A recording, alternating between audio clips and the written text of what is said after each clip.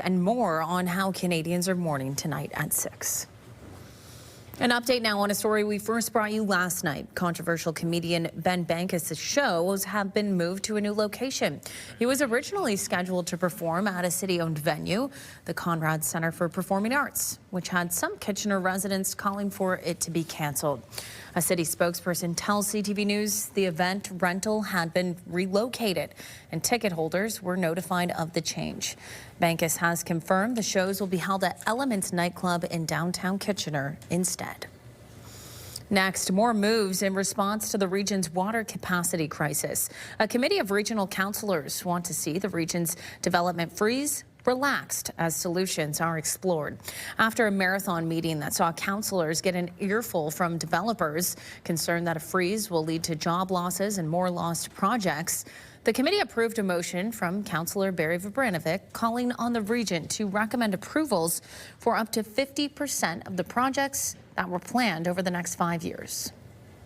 Trying to find a way that we can move forward in a responsible way to get construction moving as quickly as possible while we address the challenges that staff have been working so hard at over the past couple of months. The hope is that it will protect investments and keep development from grinding to a halt, while solutions to increase the region's water capacity are explored. It was early December when the region identified the capacity concern and began exploring solutions to get more water flowing for the future in Kitchener, Waterloo, and parts of Cambridge and the townships. We'll have more on this story tonight at 6. We are hearing from more people who say they were fooled by a sponsored Google ad when trying to get an appliance repaired at their home. Last month, we heard from customers who say they thought they were calling a locally based company, but due to a well-placed Google ad, accidentally called a different company and claimed they didn't do proper work at their homes and that they were overcharged. Since we did the story, we're hearing from others who say a similar thing has happened to them. It's not marked with any business name on it, and my friend Maria immediately says to me, "Who did you book?" And I said, "Waterloo Appliance," and she said, "Oh my goodness, did you not see the CTV News report?" In the next hour, we'll hear from the Better Business Bureau, who says they've received over 700 complaints related to one business.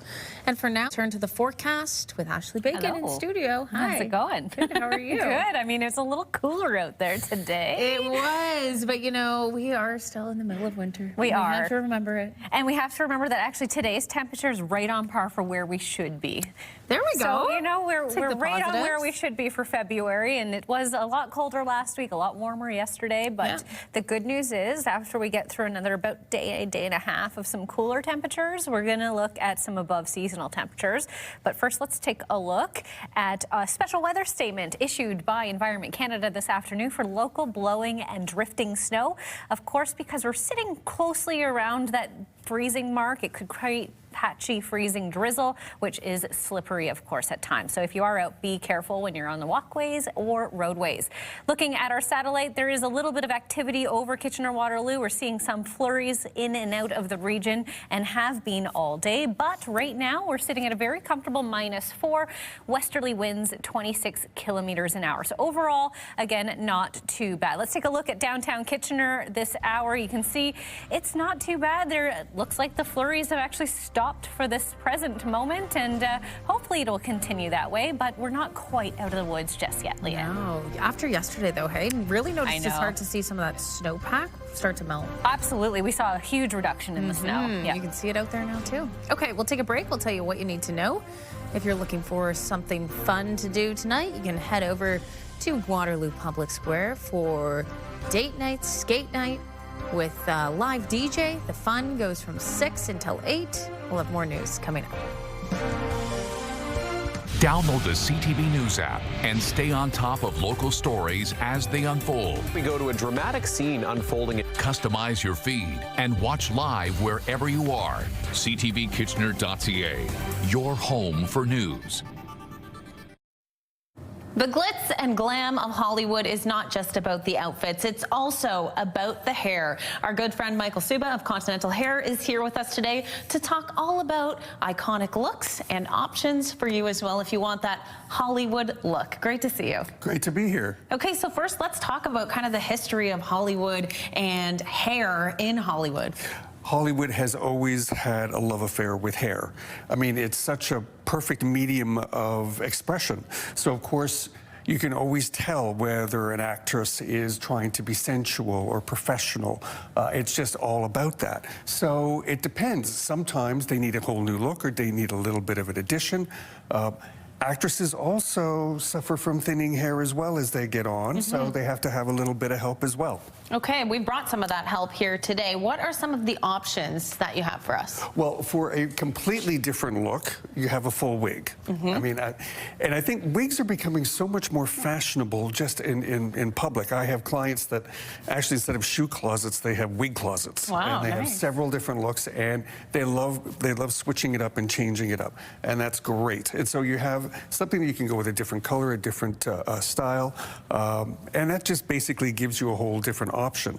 Now, for women that are thinning hair and they want to just have a little bit more oomph and everything, we've got the most popular thing is what they call a topper or a postiche, which is a little piece like this.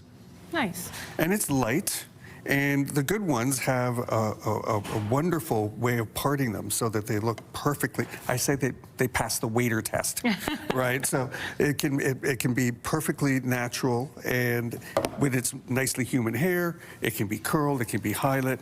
You can have a lot of fun with it. Yeah, exactly. It does look like kind of the perfect addition to what you already have. That's right. You're talking about all these different looks that you can have as well. Well, we know that I'm having a little bit of a different look today because Davide, our friend who is here to help us, has already added some of my hair extensions.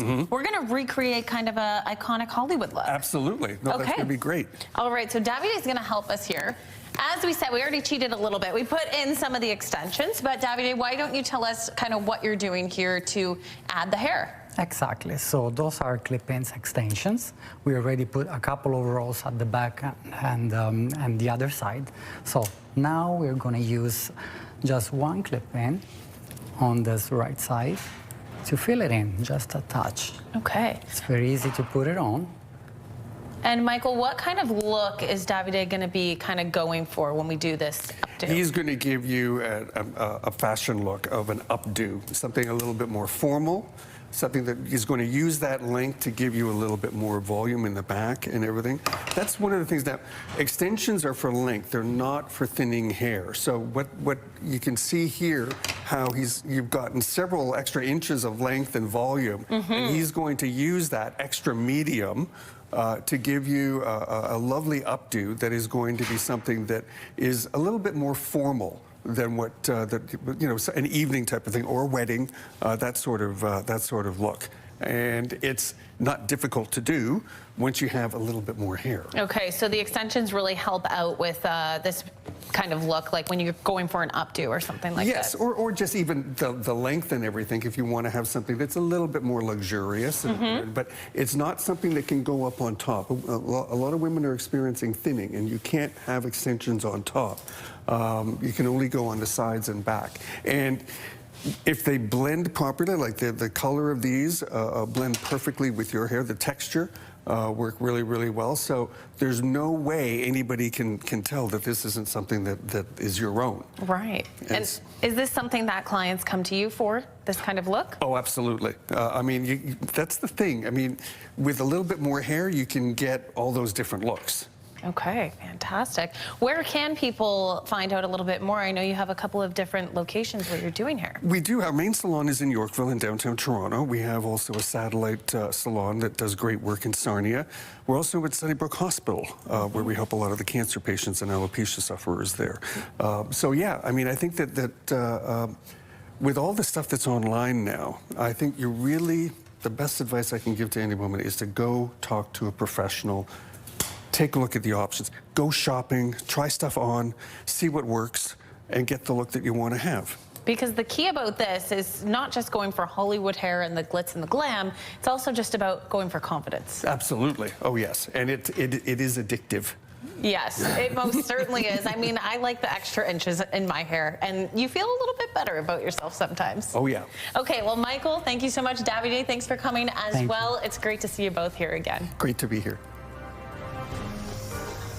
Here's what you need to know as we take you to break. It's Heated Rivalry Trivia Night. You can test your knowledge about the hottest show on television tonight at AOK Craft Beer and Arcade in Kitchener. The game starts at 8, and it's first come, first serve. Stay with us.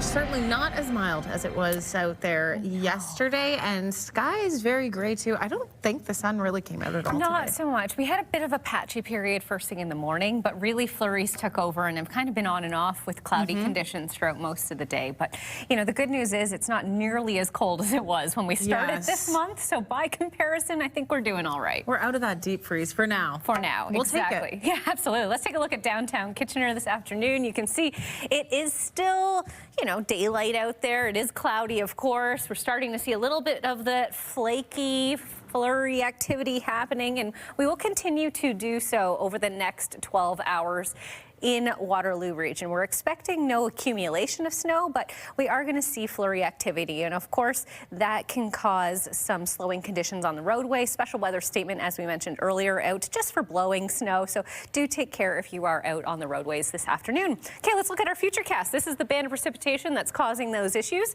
around Mount Forest. You're going to expect to see around 2 centimeters of accumulated snow. However, for us again in Waterloo region, we're not expecting any accumulation. That's going to linger pretty much throughout tonight into early Thursday morning, but by 9 a.m. Thursday tomorrow, we're going to have relatively clear skies for Kitchener-Waterloo.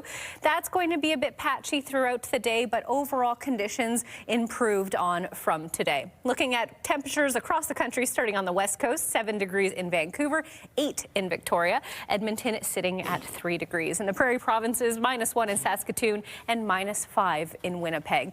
Over towards our nation's capital in Ottawa, we're looking at -4 with some cloudy conditions, a little bit of snow in Montreal at the moment. In Corner Brook, Newfoundland, -3 and cloudy with light snow conditions there. Here in Kitchener-Waterloo, we're sitting at -4, so very comfortable by comparison to earlier in this month. Feels a little cooler with the wind chill around -11 this hour. So we'll continue to cool down overnight. We're looking at an overnight low of -10.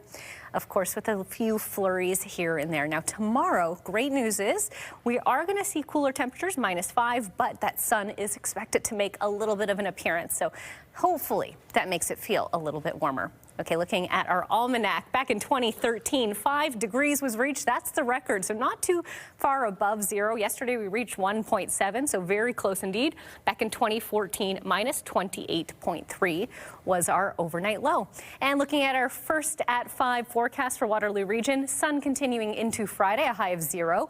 Saturday, your Valentine's Day, 1 degree is expected high, and then Sunday and Monday, cloudy and +3 conditions.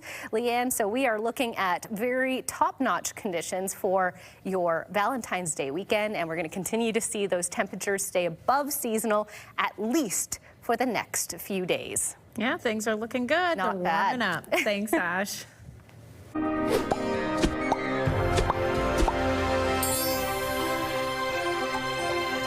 Here's what's trending today. Celebrating culture on the gridiron. A football coach and athlete at Wilfrid Laurier University have found common ground through their shared South Sudanese heritage. Running back coach Neil Booth and defensive back Paul O'Galley are the first Golden Hawks with a South Sudanese background to win a Yates Cup. While the two have had different journeys, they formed a strong friendship on and off the field. They say they gravitated towards each other when they learned of their similar stories. Both say while football isn't a popular sport in their home country, playing it helped them gain friends in Canada even when there was a slight language barrier at first. When you come here and you're coming from a war-torn country, athletics is not the priority. And adjusting to the climate and adjusting to the culture and the society here, sometimes even though you're drawn to athletics from a standpoint of the fun, it takes an awful lot to be a student athlete at the university level. So I think Paul and I and those other kids that I've mentioned earlier, I think we provide an opportunity for kids that are looking at us to say that it is possible. You can do all this. Coming up tonight at 6, Colton Weens will have more on their story and how they hope to inspire future generations. The Kitchener Rangers were in action last night, taking on their rival, the London Knights. Here's O'Reilly. O'Reilly, nice Sam O'Reilly for Sherratt. Back to O'Reilly, score. And the Blue Shirts came out on top 5-2, regaining top spot in the Western Conference. Up next, the Rangers hit the road for a 3-game swing with stops in Kingston, Ottawa, and Peterborough before heading back home for what's set to be a pretty big matchup, February 20th against the Windsor Spitfires. All right, stay with us. We have more news coming up, but before you go, we'll tell you what you need to know. You can still head to the Odd this coming Monday to watch the KW Titans take on Indiana's Lebanon Leprechauns. There will be pregame activities for the whole family because, of course, it is Family Day on February 16th. That will all start at 2 p.m. Tip-off at 3. You can find tickets for that one online or at the box office. Stay with us. Bounce 99.5 has the music you just can't quit. Home of Bounce Mornings with Angie Hill and Sarge. KW's Bounce 99.5. Listen on the free iHeartRadio app.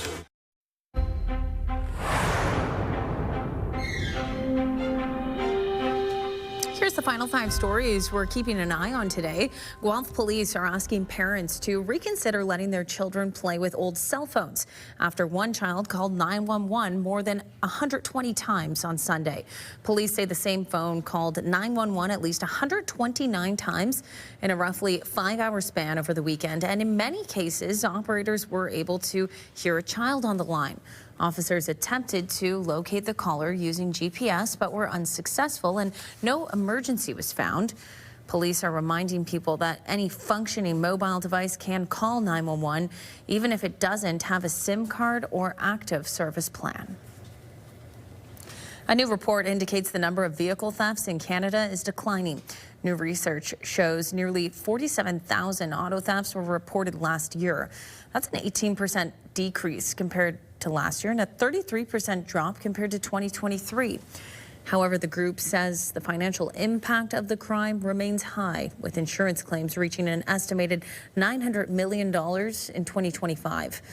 More than a third of vehicles reported stolen last year were never recovered. A new poll finds a quarter of Canadians say they have been victims of fraud or of extortion. The survey conducted by Leighanne found the most common forms of fraud are credit card and bank fraud. 52% of respondents say they have been targeted by those kinds of scams. Other people's scams include phishing, fake websites, or phone and text scams. Well, spring training is officially underway for the Blue Jays as pitchers and catchers reported to camp in Dunedin, Florida today. The team posted this video to its X account showing its spring training complex before being prepared, for the upcoming season. The Jays are looking to return to the World Series this year after falling just short of winning their first championship since 1993 last season. The team spent big this offseason, bringing in starting pitcher Dylan Cease and Japanese star Kazuma Okamoto. Okay, finally for us, music is bringing generations together in Kitchener. A program pairing toddlers with seniors in long-term care is celebrating its 2nd year. What started as a quiet morning at the Village of Winston Park retirement home quickly was filled with song. Residents living with memory loss clapped and sang along as some young friends joined them for a morning full of lively tunes. The initiative by Laurier's Academy of Music and Arts, dubbed the Intergenerational Jamboree, first launched in 2024 as a pilot project with funding from the Center for Elder Research at Sheridan College. A lot of the songs that they'd be singing are familiar children nursery rhymes, and so again it's kind of bringing in some other memories of when they were parents or grandparents and being able to interact. So we'll have residents that are virtually nonverbal throughout the day, and then when they begin to sing the songs, that activates memories. The Intergenerational Jamboree happens weekly. As you can see, it brings smiles to everyone's faces. We'll leave it there. Have a good night.